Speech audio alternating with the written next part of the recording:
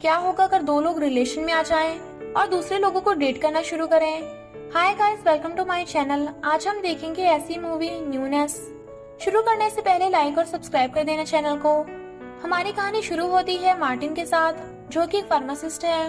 Martin अपने phone पे एक डेटिंग ऐप पर लड़कियों की फोटोज देख रहा होता है और हमें पता चलता है कि मार्टिन को एक लड़की चाहिए लाइफ में। उसके ऑफिस में उसकी कलीग जोना उसे बताती है कि ये उसका काम पे आखिरी दिन है और मार्टिन को एक पार्टी के लिए इनवाइट करती है, पर मार्टिन उसे मना कर देता है। फिर हम गैबी से मिलते हैं, जो एक असिस्टेंट फिजियोथेरेपिस्ट है और मार्टिन की तरह ही एक डेटिंग ऐप पर होती है। दोनों में एक बहुत अजीब सी केमिस्ट्री देखने को मिलती है। उस रात मार्टिन अपने दोस्तों के साथ एक रेस्टोरेंट में होता है। उसके दोस्त बोलते हैं कि मार्टिन को जापानीज लड़कियां पसंद हैं और इसलिए उसने बेथनी से शादी करी। मार्टिन इस बात से थोड़ा चिढ़ जाता है और एक खराब मूड में बाथरूम चला जाता है। उसी टाइम गैबी भी अपने दोस्तों के साथ होती है। वो एक लड़के को मिलने के लिए मैसेज करती है और अपने दोस्तों को बाय बोल देती है। गैबी उससे मिलके मेकआउट करने लग जाती है और मार्टिन भी अपने पुराने दोस्त के साथ सोने चला जाता है। बीच में मार्टिन को पता चलता है कि उसके दोस्त नशे में है और रुक जाता है। मार्टिन उसे नशे से निकालता है और चला जाता है। फिर हम देखते हैं गैबी, जो वापस डेटिंग ऐप को स्क्रॉल कर रही होती है। गैबी अपने स्टेटस ऐप पे DTF रख देती है और उसी टाइम पे मार्टिन भी यही करता है। वो गैबी की फोटोज को लाइक करता है और वो दोनों एक दूसरे को टेक्स्ट करते हैं। वो दोनों एक दूसरे से बात करने लग जाते हैं और एक बिना कमिटमेंट वाली रिलेशनशिप के लिए तैयार हो जाते हैं। वो दोनों क्लब में मिलते हैं और तब हमें उन दोनों के बारे में बहुत कुछ पता चलता है। गैबी कहती है कि उसे नई चीजें ट्राई करना बहुत पसंद है और वो एक न्यूनेस की तलाश में है। वो दोनों कुछ ड्रिंक्स पीते हैं, डांस करते हैं और हैंग आउट करते हैं। दोनों एक दूसरे के साथ काफी खुश होते हैं।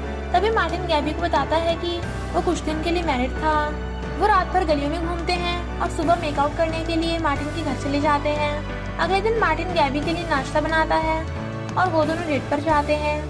वो दोनों बहुत मजे करते हैं और गैबी मार्टिन को अपने दोस्त ब्लेक से मिलवाती है।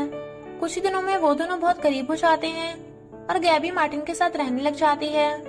कुछ समय के लिए सब कुछ बहुत अच्छा चल रहा होता है।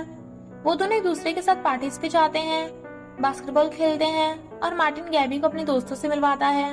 वो दोनों अपनी डेटिंग ऐप भी डिलीट कर देते हैं और रिलेशन में आ जाते हैं। उस रात गैबी मार्टिन के साथ इंटीमेट होने की कोशिश करती है, पर मार्टिन उसे मना कर देता है और दोनों अपने फोन में लग जाते हैं। सुबह उठते टाइम भी वो लोग फोन यूज करते हैं और हमें पता चल जाता है कि उनका हनीमून पीरियड अब खत्म हो गया है।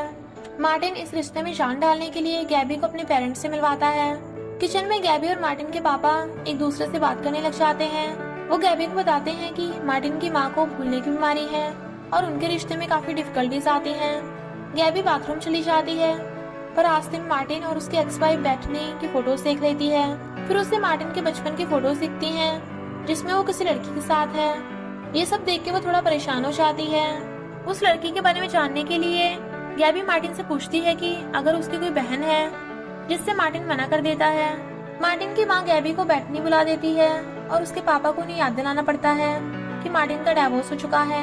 घर पहुंचते समय गैबी मार्टिन से बात नहीं करती और जब मार्टिन इसका रीजन पूछता है तो गैबी कहती है कि उसकी माँ ने उसे बैठने के साथ कंफ्यूज कर दिया था और ये बात उसे अच्छी नहीं लगी। गैबी मार्टिन के पास्ट के बारे में जानना चाहती है, पर मार्टिन उसे कुछ नहीं बताता है। गैबी उससे पूछती है कि उसने उसे अपनी माँ की कंडीशन के बारे में क्यों नहीं बताया और इससे मार्टिन परेशान हो जाता है। गैबी वापस मार्टिन से उसकी बहन के बारे में पूछती है, जिसका जवाब मार्टिन देता है कि उसकी बहन मर चुकी है। मार्टिन गैबी को इतना सवाल पूछने से मना कर देता है, पर गैबी उसकी बात नहीं सुनती। मार्टिन उसे सार्कास्टिकली अपनी बहन की डेथ के बारे में बताने लग जाता है। गैबी उसके सार्काज्म पे गुस्सा हो जाती है और दोनों बहस करने लगते हैं। वो एक दूसरे पे चिल्लाते हैं और गुस्से में गैबी चली जाती है। मार्टिन अपने दोस्त पॉल से मिलता है और उसे कहता है कि वो गैबी से प्यार करता है। उसी टाइम गैबी रोलैंड से मिलती है, जो उसके फेवरेट रेस्टोरेंट में एक वेटर है और वो गैबी को एक पार्टी के लिए इनवाइट करता है। उसी दौरान मार्टिन को पता चलता है कि जोना कुछ दिनों के लिए वापस आ गई है और उसे भी एक पार्टी के लिए इनवाइट करती है। गैबी और मार्टिन दोनों उस रात पार्टीज में जाते हैं। शुरू में वो दोनों बहुत ही अकेले महसूस करते हैं, पर फिर वो पार्टी को एंजॉय करते हैं। अगले दिन हमें पता चलता है कि उस रात गैबी पॉल के साथ सो गई थी और मार्टिन जोना के साथ। गैबी मार्टिन के पास आती है और रोने लगती है। जब मार्टिन उससे पूछता है कि क्या हुआ, तब वो उसे बता देती है कि उसने उस पर चीट किया है। वो मार्टिन से पूछती है अगर वो कुछ कहना चाहता है तो, पर वो शांत रहता है और उसे जोना के बारे में नहीं बताता। गैबी मार्टिन से पूछती है अगर वो उससे अभी भी प्यार करता है। वो दोनों एक काउंसलर के पास रहना सही समझते हैं। उनका काउंसलर उनसे अपनी फीलिंग्स को शेयर करने के लिए बोलता है। मार्टिन कहता है कि उसने गैबी को अपने बारे में कभी नहीं बताया क्योंकि उसे डर था कि वो फिर उसे पसंद नहीं करेगी। घर पहुंच के वो दोनों एक दूसरे से अपने दिल की बातें शेयर करते हैं और अपने बीच की दूरी को मिटाने की कोशिश करते हैं। वो दोनों एक आदमी लैरी की सरप्राइज बर्थडे पार्टी में जाते हैं। गैबी मार्टिन को किसी लड़की से फ्लर्ट करने को कहती है और खुद दूसरे लोगों के साथ फ्लर्ट करने चली जाती है। मार्टिन किसी लड़की से फ्लर्ट नहीं करता और बता देता है कि उसकी गर्लफ्रेंड है, पर गैबी मार्टिन को किसी और लड़की से बात करते हुए देख अपने आप को रोक नहीं पाती। वो लैरी से फ्लर्ट करने लग जाती है और दोनों अलग अलग लोगों के साथ मजे करते हैं। अगले दिन वो दोनों वापस डेटिंग ऐप को डाउनलोड कर लेते हैं और एक दूसरे से वादा करते हैं कि एक दूसरे की सेक्सुअल फैंटेसीज को पूरा करेंगे।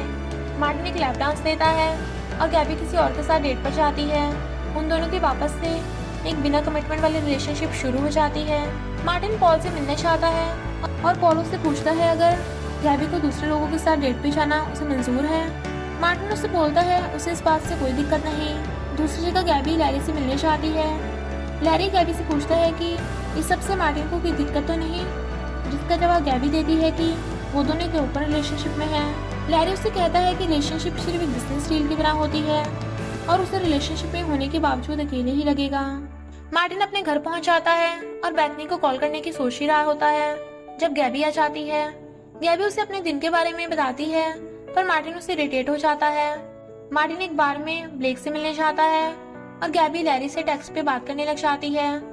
मार्टिन ब्लेक को अपने पास्ट के बारे में बताता है और ये कहता है कि उसकी एक्स वाइफ का मिसकैरेज हुआ था। वो इस सब के लिए तैयार नहीं था और अपनी शादी से भाग गया था। गैबी लैरी से मिलने जाती है और उसी के साथ पूरी रात बिताती है। मार्टिन घर पहुंच के अपनी और बेथनी की वीडियोस देखता है और उसे ईमेल कर देता है। लैरी गैबी को एक नेकलेस गिफ्ट करता है जो वो अगली सुबह आके छुपा देती है। मार्टिन को वो नेकलेस देख लेता है और गैबी को ये पता चल जाता है कि मार्टिन अभी भी बेथनी के बारे में भूला नहीं है। ये सब बातों से दोनों परेशान हो जाते हैं और दोनों के बीच लड़ाई हो जाती है। वो दोनों एक दूसरे पे चिल्लाते हैं और गैबी अपना सामान बांधकर लैरी के घर चली जाती है। अगले दिन लैरी गैबी को बताता है कि वो 2 साल के लिए बार्सिलोना गैबी के होम कंट्री जा रहे हैं। वो गैबी को भी इनवाइट करता है। रात में लैरी एक पार्टी थ्रो करता है और ब्लेक को बुलाता है। गैबी उधर ब्लेक को देख के परेशान हो जाती है और लैरी से लड़ने लग जाती है। उनकी बहस बहुत बढ़ जाती है और गैबी उधर से चली जाती है। अगले दिन मार्टी बेथनी से मिलता है और उससे माफी मांगता है। वो दोनों एक दूसरे के साथ पीस बना लेते हैं। गैबी को समझ आ जाता है कि लैरी उसकी परवाह नहीं करता और वो अपना सामान बांधकर उसे छोड़ के चली जाती है। गैबी वापस मार्टिन के पास चली जाती है और उससे एक सीरियस रिलेशनशिप मांगती है। वो दोनों एक दूसरे से अपने दिल की बात करते हैं और वहाँ पर फिल्म खत्म हो जाती है। दी एंड। आपको ये मूवी कैसी लगी कमेंट में जरूर बताना और सब्सक्राइब करना मत भूलना।